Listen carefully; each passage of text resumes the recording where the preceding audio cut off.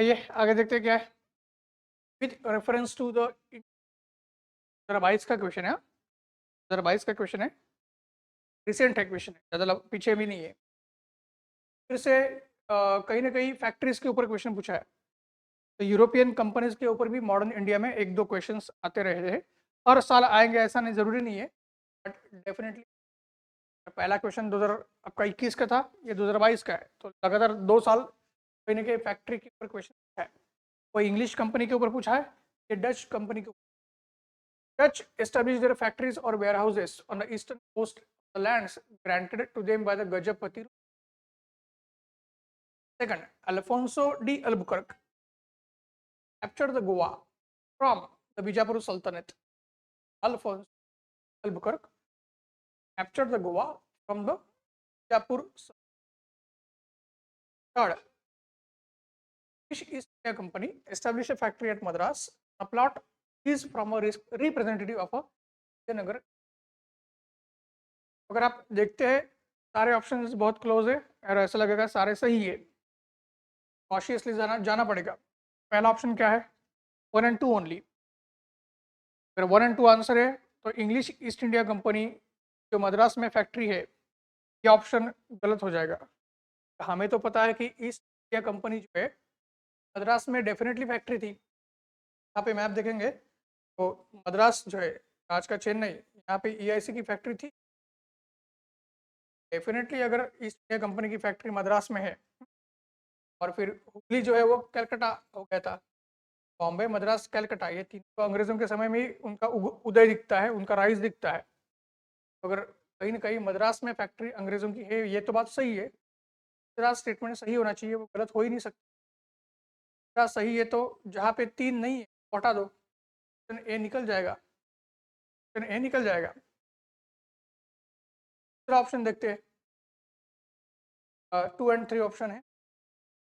कहीं ना कहीं डच की फैक्ट्री कोस्ट पे वो गजपति रूलर्स की वजह से उनको दी गई थी, ऐसा बोला गया है। अभी पॉइंट ये है कि डच की फैक्ट्रीज तो थी ईस्ट कोस्ट पे, इनफैक्ट वेस्ट कोस्ट से भी ज़्यादा शुरुआत में या इवन बाद में डच का डोमिनेंस जो था वो ईस्ट कोस्ट पे ज़्यादा है। और इस बात को लिंक कैसे करना है, इसका लॉजिक कैसे निकालना है, डच का हमेशा फोकस इंडोनेशिया या ईस्ट इंडीज के ऊपर रहता था, ताकि स्पाइस ट्रेड में डच ज़्यादा इंटरेस्टेड थे इंडोनेशिया के।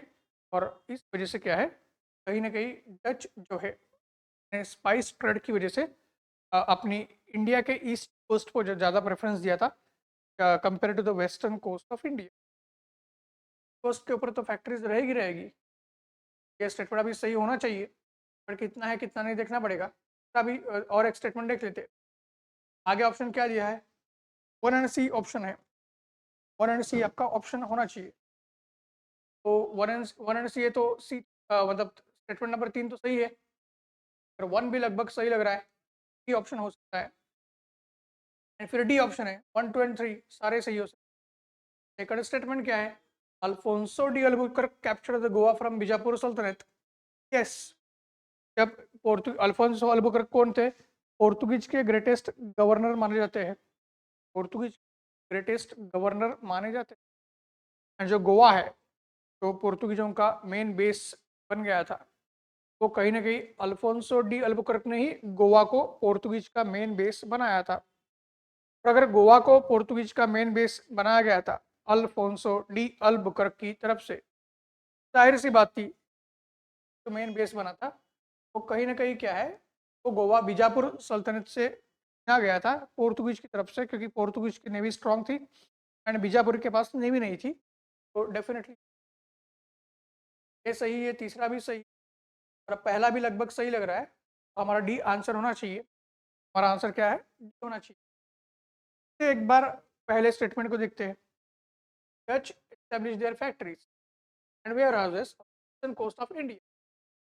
यहाँ तक तो सही है, यहाँ तक बात सही है, but on the lands granted to them, the lands granted to them, ठीक है, तो जो लैंड दी गई थी उसके ऊपर उन्होंने फैक्ट्री या वेयर हाउस बनाया, ये भी ठीक है। By Gajapati ruler, by Gajapati. अभी डच आए इंडिया में 17th सेंचुरी, डच आए इंडिया में 17th century में, और जो गजपति रूलर्स है ओडिशा के, तो गजपति रूलर्स जो है वो ओडिशा के थे, आज का ओडिशा, गजपति, और वो थे 14th and 15th सेंचुरी, मतलब 14 टू के बीच में थे। जब पोर्तुगीज आए थे, जब पोर्तुगीज आए थे समय डच नहीं आए थे, समय क्या है, डच नहीं आए थे। डच 17th सेंचुरी में हमारे पास आ रहा है, गजपति 14 टू 16th सेंचुरी के बीच में उड़ीसा, आज का जो हमारा उड़ीसा है वहाँ पे। तो डच और गजपति इनका कोई मैच नहीं है, डच और गजपति इनका कोई मैच नहीं है। और 17th सेंचुरी में जब डच आए उस समय कहीं ना कहीं जो हमारा गोलकोंडा किंगडम है, कुतुबशाही का जो गोलकोंडा किंगडम है, वो किंगडम कहीं ना कहीं प्रोमिनेंट था, वो किंगडम कहीं ना कहीं प्रोमिनेंट था। और इस वजह से क्या है, कहीं ना कहीं आपको दिखेगा कि डच को जो फैक्ट्रीज दी गई थी वो कुतुबशाही डायनेस्टी की वजह से दी गई थी। डच को जो फैक्ट्रीज दी गई थी वो कुतुबशाही डायनेस्टी की वजह से दी गई थी। ये डेक्कन का मैप देख सकते हैं, यहाँ पे कुतुबशाही, आज का तेलंगाना और आंध्र प्रदेश का जो मेजर एरिया है वो कुतुबशाही डायनेस्टी के कंट्रोल में था जब डच आए थे। ये बीजापुर का एरिया है जहाँ से अल्फोंसो डी अल्बुकर्क ने गोवा को छीन लिया, पांडार में रखना है।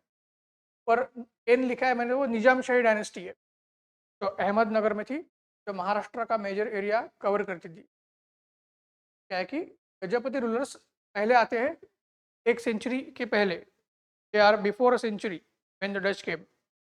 एंड डच के में क्या है, डच आए तब कुतुबशाही डायनेस्टी थी। डच में जो ईस्टर्न कोस्ट पे उनकी फैक्ट्रीज लगवाई थी वो कुतुबशाही डायनेस्टी की वजह से लगाई थी। ये पॉइंट ध्यान में रखना है। फर्स्ट स्टेटमेंट लगभग सही होने के बावजूद लास्ट एस्पेक्ट की वजह से वो गलत है। यही तो यूपी ट्रैप डालती है, यहाँ फंसाने की कोशिश करती है। वो आपको फील करवाती है कि ये पूरा स्टेटमेंट सही है एंड आप उसको लगभग मार्क कर देते हो सही है, या आप पूरा स्टेटमेंट पढ़ते नहीं हो, कि शुरुआत के जो वर्ड्स है वो पढ़ के आप लॉजिक लगा देते हो, हाँ ये तो सही लग रहा है, और आखिरी तक पढ़ते नहीं हो, फिर गलती की संभावना हो जाती है। रॉन्ग है, हमारा आंसर जो डी लगना चाहिए था वो डी नहीं, एक्चुअली हमारा क्या है, डी लगते लगते हमारा आंसर कहाँ पे आ गया, बी पे आ गया। ये चीज़ ध्यान में रखना है, ठीक है। तो ऐसे क्वेश्चंस को सॉल्व करना है।